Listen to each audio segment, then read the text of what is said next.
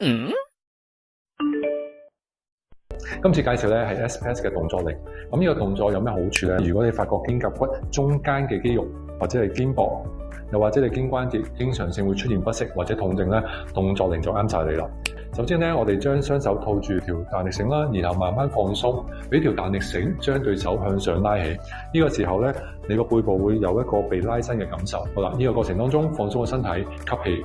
吸氣嘅時候，你會見到 K 兩隻手慢慢會再被拉上去。好啦，呼氣，然後慢慢將兩個手踭屈曲向下拉去落嚟。呼，手踭去到我哋個胸部嘅位置高度已經足夠啦。好，放鬆。放鬆嘅時候吸氣，背部被拉長，你會見到個肩胛骨係會向咗上邊上旋嘅情況。好啦，呼氣嘅時候放鬆手踭，將兩個手踭向外向下畫一個半圓形。係啦，你會見到肩胛骨會向入邊旋轉嘅。好啦，做完呢個動作之後，背部呢個位置嘅肌肉咧開始發到力，肩膊呢個位置就會可以放鬆，肩關節嘅活動能力就會慢慢增加。